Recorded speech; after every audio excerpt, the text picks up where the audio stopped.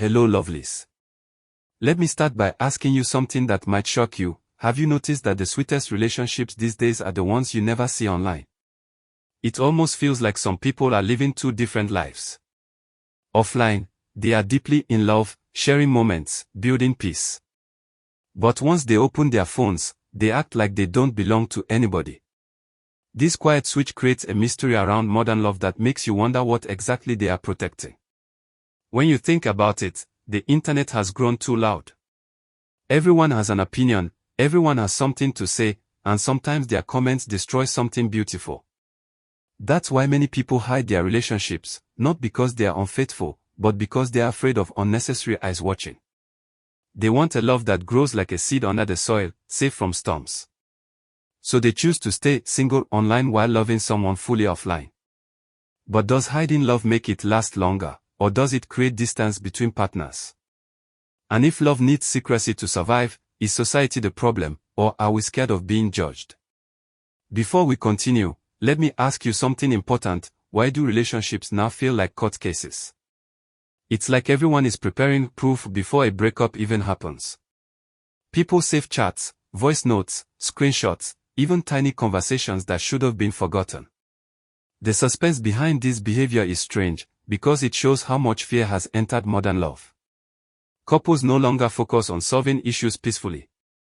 Instead, they collect receipts, ready to defend themselves if things go wrong. This makes every interaction feel monitored. Instead of speaking from the heart, people speak like they are being recorded, and trust slowly disappears. So now the question is, why do people feel the need to gather evidence? Maybe they want to protect themselves from lies. Maybe they fear being blamed unfairly. Or maybe the internet has taught everyone that proof matters more than understanding. But should relationships feel like legal battles? Or should two people be able to talk, forgive, and move forward without scrolling back to old messages? Let me begin with this. Have you ever sat beside someone who looked at you, smiled, talked to you, but deep down, you could feel they were no longer with you? That heavy silence, that invisible distance, that slow withdrawal that nobody explains. Emotional ghosting is one of the deepest pains in modern relationships, and it usually begins quietly. Some partners leave long before the breakup. They stop caring, stop trying, stop connecting, but they don't walk away physically. They remain around you, still sharing space, still taking pictures, still acting normal, but their heart has already gone somewhere else. This phase confuses you because everything looks fine on the surface, but you can feel the love fading like a weak light. You ask yourself, what did I do wrong? Why didn't they talk? Why did they let you love alone? Emotional ghosting happens because many people fear confrontation. They don't know how to say, I'm no longer happy. So they slowly disappear emotionally until you finally give up. But should love end this quietly? Or do people avoid honesty because they fear hurting someone more with the truth? Before I explain this one, let me paint the suspense clearly. Have you ever watched someone go through the worst heartbreak, only to return later looking stronger, calmer, wiser, almost unrecognizable? It's like pain breaks them down, but instead of staying low, they rise with a new version of themselves that nobody expected. Healing today is no longer just crying and moving on. For many people, heartbreak becomes a moment of reinvention. They learn to love themselves again. They rebuild their confidence. They let go of old habits, fears, and versions of who they used to be. What makes this transformation powerful is the silence behind it. No social media noise. No long explanations. Just growth. This healing happens because people finally realize no one can save them except themselves. They choose peace over confusion and progress over pain. But why does heartbreak shape some people positively while breaking others completely? Maybe it's the lessons learned. Maybe it's the decision to rise. Or maybe some people discover their strength only after losing what they thought they couldn't live without. Let me ask you something. Why is it that when we're hurting or confused, we sometimes run to strangers for advice instead of people who know us? It sounds strange, but the truth is suspenseful. Strangers have no reason to lie, judge, or bring up your past. Their words come clean, direct, and honest. Close friends mean well, but they often mix emotions with advice. They protect you too much or judge based on history. Strangers look at your situation exactly as it is. That's why many people find comfort in online communities or random listeners. They feel heard without criticism. They feel understood without being reminded of their mistakes. Sometimes, a stranger's advice hits differently because it's not sugar-coated. But should we trust strangers more than our inner circle? Or does the lack of judgment make strangers feel safer? Maybe what people truly want is honesty without pressure, comfort without bias, and understanding without history. Let me start with this suspense-filled truth: the happiest couples today are often the ones nobody knows about. No posts.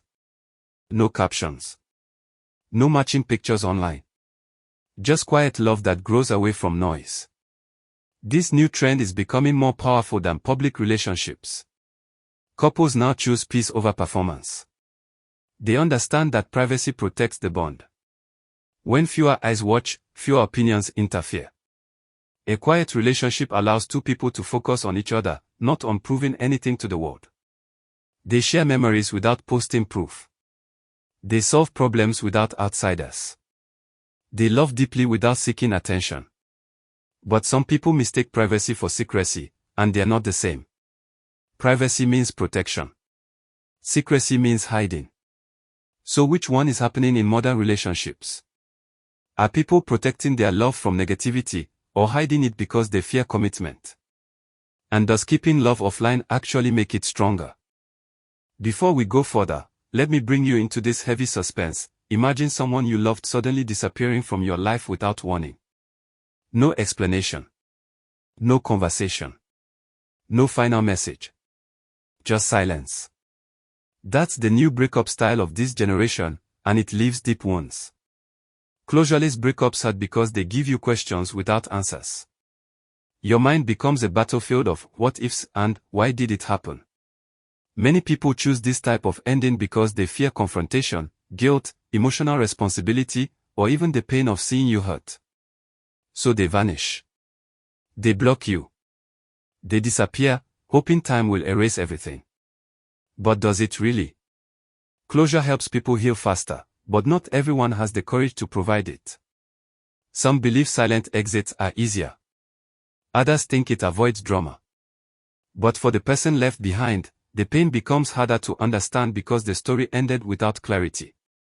Should closure be a relationship rule, or will people continue escaping difficult conversations?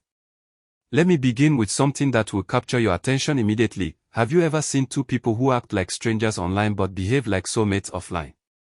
The suspense behind their calmness is surprising. You never see their photos, their jokes, or their romantic moments. Yet, in private, their love is strong. This type of relationship happens because many people value peace over validation. They want to love without noise, pressure, or outsiders waiting for something to go wrong. But sometimes, hiding a relationship doesn't always mean protection. It can also mean fear of judgment, heartbreak, or repeating past mistakes. So while some couples hide for peace, others hide because they don't feel ready. This creates questions: is privacy helping the relationship grow, or slowing the connection? Should love be hidden completely, or should there be a balance? And more importantly, does hiding love make people insecure or safe? Let me open this one with strong suspense. Imagine arguing with someone you love and noticing they're secretly recording you. Not for fun, not for memories, but for evidence. Doesn't that shift the whole atmosphere? Modern relationships are becoming heavy because trust is slowly being replaced with fear. People now record arguments, save chats, and store voice notes as if preparing for a future misunderstanding.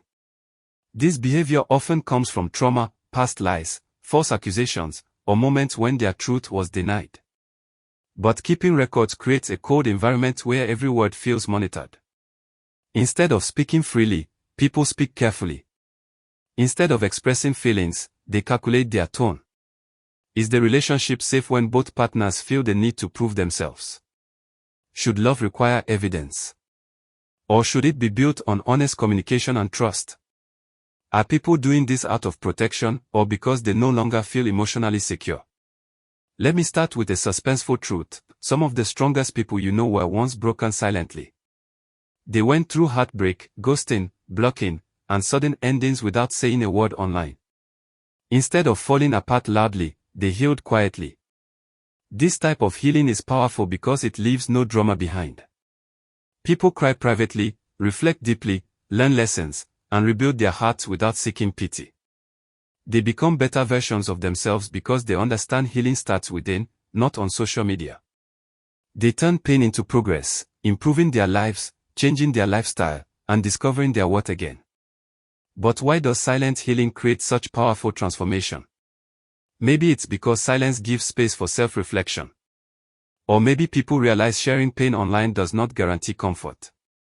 At the end of the day, those who heal quietly return stronger, wiser, and more in control of their emotions. Alright guys. Thanks for listening. Bye.